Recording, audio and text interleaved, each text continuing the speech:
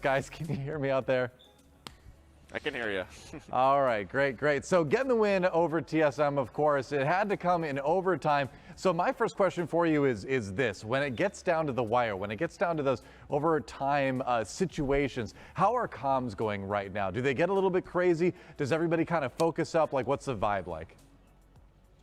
I think it varies game by game. Specifically, like, it just depends. But that game, the comms were great. Even when things weren't going well for us or we were stalling, everyone just kind of kept composure and everything was clean. We knew it was going on. It was good.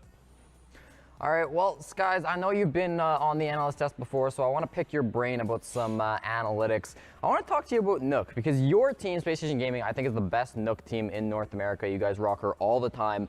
My question is twofold. Number one, why do you think that Nook is sometimes more valuable than an operator like a Sledge or a Finka, and how do you decide who gets to play it? Because it feels like everybody takes a turn. It kind of varies based on the defense. You know, a good example is like when they went kids, we had Matt, Hot and Cold, play the knock, and that was just because we knew how they would play it, and Matt is kind of in that position to where he's freed up and can kind of do whatever to support somebody else. So, you know, we made the call, well, I guess Bosco made the call to have him go knock and just kind of lurk and work the picks on Kitchen. And TSM was abusing Valkyrie pretty much that whole game. They were using it super well, so that's kind of the main reason why we pulled it out, is like a lot of the kills and a lot of the fights they were taking is because they had information.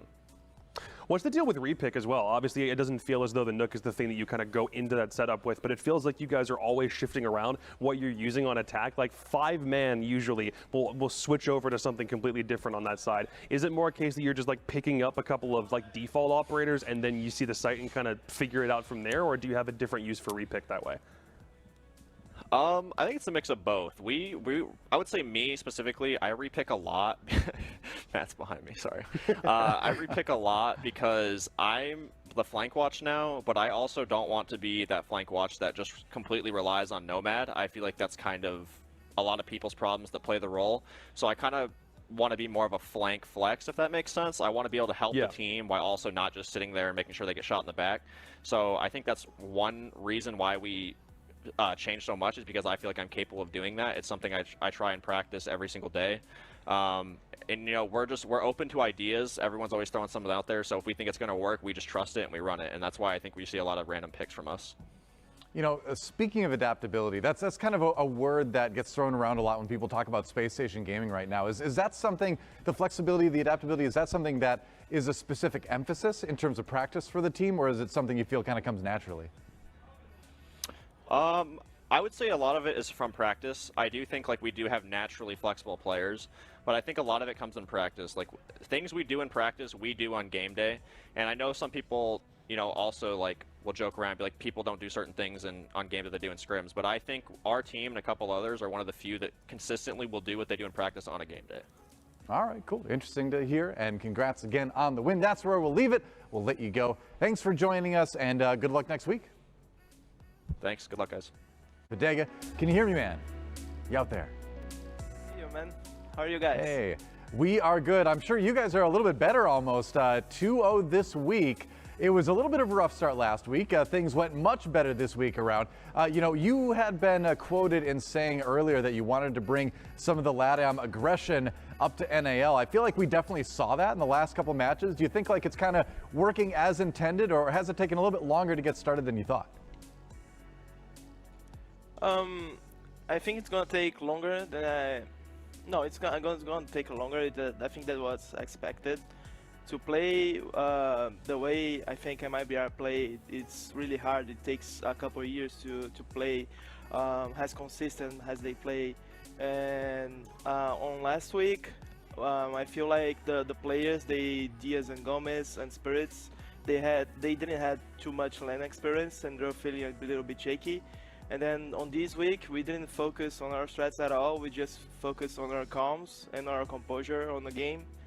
Me and Vivas, we just passed through some past experience that we had on 2019 when we climbed to Pro League. And I feel like their composure and they were actually having fun on these two games. So yeah, that was key for this week. I want to touch on something you said there, Budega, because you said that you were focusing mostly on the comms. Was there really nothing that was focused immediately on your opponents for the preparation for this week? Was it all sort of localized looking at your team, or how much was there going into scouting out the strats from Parabellum and the Sonics for that matter, and figuring out what they had done on those maps? Because you obviously demolished both of them. Okay, so for the Sonics game, they prepared a bunch of different things for us. SI, we had a bunch of counter strategy involved for that game, and then when we saw they were doing like some phase strats, we just kept doing our defaults, and it worked a lot well since they did the Jaeger ban. And then for the second match, we knew it was gonna be Chalet from the start, and we reviewed it yesterday. We had some great insights from everyone, and we just hard counted them. I gotta hear this from the horse's mouth because I don't know how you managed to pull this off, man. 14-1 over the course of 2 games. That was some of the fastest siege that we've seen. But how close, in your opinion, is this to an MIBR-like playstyle? Are you trying to take some things from the way that you used to coach that team towards this XSET roster, or are you trying to mold these guys into what Latin America was usually doing? How much of it is like a copy, so to speak, from your MIBR days?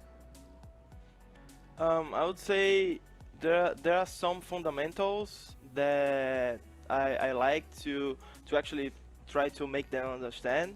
But when I put Spirits as IGL, I told him I want to make a new team here. This is a new identity. This is not on my BR, and we're playing a little bit different from them. All right, so I got one last question for you before we let you go. So obviously, you know, you came in, everybody came in, the new roster came in after XSET was relegated last year. You weren't part of that XSET, but I gotta know, did the XSET management, did the ownership come down and say, hey, we gotta beat these guys? Did you get any message from on high about this message or this match in particular? Did you guys had some insider info? Because Marco Perabet, whoever kills Super more wins like a money prize.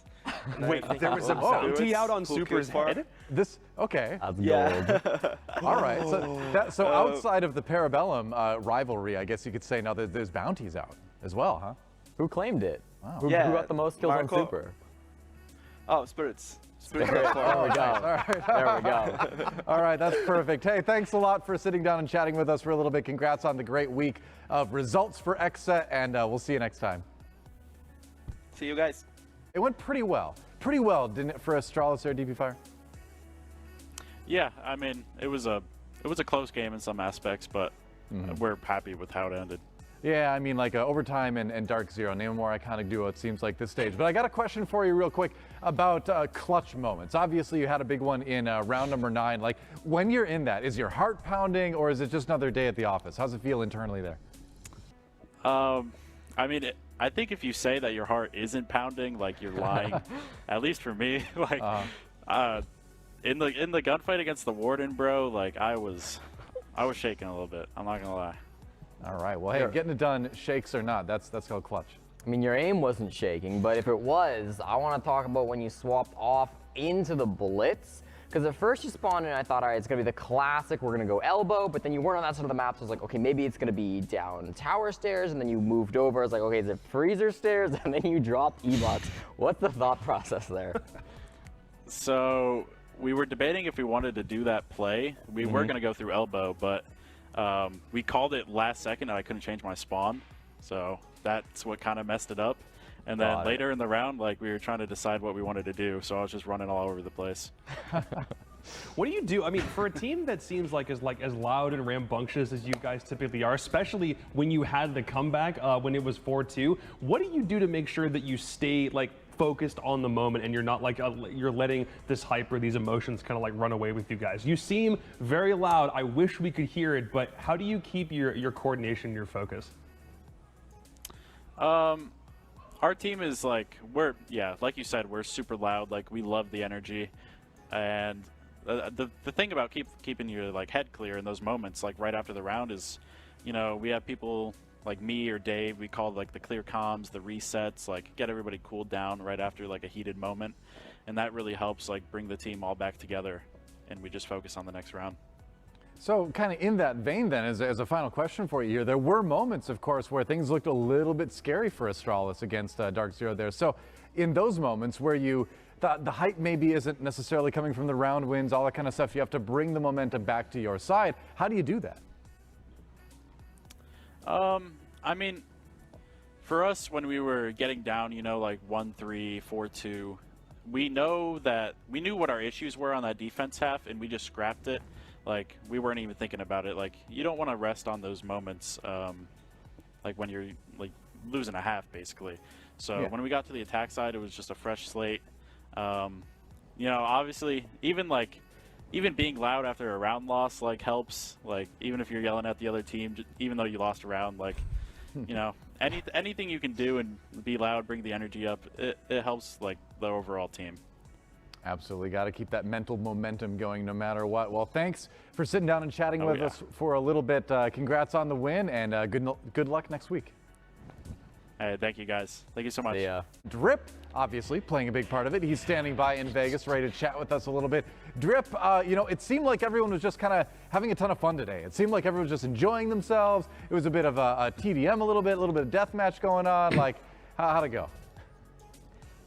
I mean, it was fun. Winning's fun, especially when the other team just can't shoot back. They've been struggling all stage, and this was the game we wanted to put them down like dogs. I mean, I love everybody on that team. They're some of my good friends, but I mean, y'all gotta pick it up. That was a little too easy. That was almost as easy as Parabellum. Not quite as easy, almost as easy. But I mean, we had some fun today. Okay, having a good time. I can feel it. Listen, you guys went back to Oregon after yesterday. You had a really rough game against Oxygen. So what made you guys try to come back here? Did you feel like it was just that Sonics are not as strong of opponents as OXG, or did you feel you had a lot of things you could improve on? You know, I'm not making excuses. We trolled yesterday. We trolled hard. We knew Oregon was our map. We should have been up 3-0 to start on attack. We couldn't recover from the Vert 1v4, which we gifted him, so you're welcome for that. But, I mean, we knew today that we're not bad on that map. The score was 7-2, but it didn't feel like a 7-2. I mean, the Sonics got 7-0'd yesterday. Kind of sad we didn't 7-0 them. We kind of gave them some courtesy rounds. But, I mean, yeah, we're always ready for Oregon, or Boregon as it's known. So obviously, Sonics are having some struggles, but as the latest team to take them down, give me your professional opinion. What's the thing they need to fix the most? How do you correct course if you're the Sonics? This is like, I don't often praise my opponents, but one thing I will say from them last year is they were always very energetic. You saw Grixer always dancing and Yeti screaming, and you didn't hear much of that from them today, and you have not heard that from them much of this stage, and that has been known from many people that have played against them. They're just not, there's something off about them right now, but I think their fix is easy because we all know, like, again, if I'm praising the opponents, they're obviously good, but we all know they're good. They're capable of doing well. They just need to, I think they need to bring that energy, because I mean, they're an energetic team. We need to see that from them, because I like screaming at people, and they weren't screaming back today. It's a little bit of a bummer, isn't it? Well, so speaking of energy, I gotta know, when things are kind of going crazy in the comms and all that kind of stuff, who's the person on Beast Coast to sort of rein it in? Who's the one that say focus up? Kind of all of us. I don't think we have very crazy comms. It's very like flat throughout the round, and then we get a little more toned up when it's ready to execute. But I would say probably the only one that's pretty loud is Surf, but he just gets a little too hyped, as you saw, you know, yesterday in that 1v4 where he, you know how, as you can imagine what his calls were. He's like, well, I don't think he said I want the kill, but you could hear it in his tone. It's like we had to reel that in today. But I mean, yeah, we're actually a pretty calm team on stage. After the round, we go kind of bananas, but I mean, during the round, it's pretty flat. That's good. Keep it calm inside the round. Keep it crazy outside the round. It's fun to see, fun to watch. Congratulations on your win today. Good luck with the practice the rest of the week, and thanks for stopping by. Thank you. Nuers is standing by. Can you hear me, man? Is it new crew time? I Yep, think I can hear you all. It is new crew time all the time. Hey, let's go, man. Hey. Let's go. So here's my first question for you, right? You jump right from Tier 3 to NAL. Your team goes 4-0. You play quite well, I gotta say. And so my question is, are you one of a kind, or is there more talent in Tier 3 than people realize? No, there's definitely more talent, but like I'm definitely one of a kind. Like you can't call me like mini Bolo. Like you can't be comparing. You know what I mean? Like I'm just different than everybody else. But yeah, There's All definitely right, so tier let's 3 talk talent about that people that. need to look at. Let's talk about that. So what separates you and Bolo, besides the win record right now this season? Mechanics, aim, consistency. Definitely that one. All right, all right. That's about it. Those are the pillars of Rainbow Shade Six maybe Siege play. that you're throwing right now. All right, listen, Always. Nuers, I want to ask you. Coming into this year, obviously you were a really hot commodity. I'm sure a lot of teams wanted you. Were you thinking about other teams? Do you have any other options, or was it always going to be auction for you, no matter what, starting this year?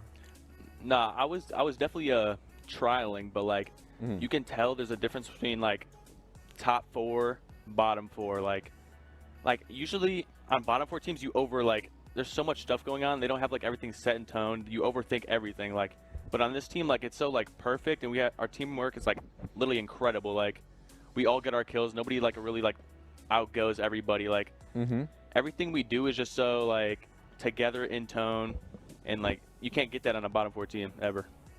Talk about what it was like in the T3 trenches back. I mean, we're talking SCS and everything else before then that actually like you think helped you make this transition to Tier 1, because a lot of people think it's like 2 different beasts. You weren't able to play a single snap in Tier 2 in spite of being on that IF roster for a little bit. So what about the way you played in Tier 3 has helped you succeed now that you're actually playing on a LAN stage? I mean, people can obviously tell that like I was just different at the game than everybody else. I was like plus 80. I still hold the record for that league right now. Yeah. But yeah, there was nobody like me that you could pick up to Oxygen or any other, Pro League team, honestly. So yeah. All right. So I got to ask, obviously like now in the LAN setting after playing from home for a while and all that, it's gone well, no doubt about that. But what's been kind of the biggest challenge you've had to overcome kind of moving into this phase of your career? Living away from my parents. Like freshly 18, just like leaving. Now I'm on my own, buy my own groceries, do a bunch of shit, do my own, do my own laundry, all that stuff. Tell me what the average grocery run for Nuers looks like. Like, what are you picking up there? I got to know. Oh, no. Hot Pockets, pizza rolls, All right. water. There's an important one. Oh, Krispy Kreme donuts. Can't forget those. That's about it. Those are the main 4. You're hitting all the food groups, it sounds like, yeah. We had, I remember back when Kino was talking about this before, and he was like, Foxay very much kind of fits into like a dad role, and I think because the 2 of them are living together, you're living with Fox now, right? Is that kind of the same thing here? Yeah. He made my bed. That's all I'm saying. I heard about that. So He correct me if made I'm my wrong. bed. Wait, you had bought sheets, or someone had bought sheets for you, but you never actually put them on your bed. Foxay had to do it for you. Is that true? I'm really lazy. Yes, that's true as it gets, honestly. Oh my god. And You're busy he's like, getting bro, you frags." got to put these sheets on. Yeah, that's part like, of it. Too busy winning. Exactly. All right. Well, your parents may be concerned for your room, but they're not concerned about your results here in NAL. Congratulations again on the start and on the win today, and we'll catch you next time. Thank you, sir. Thank you.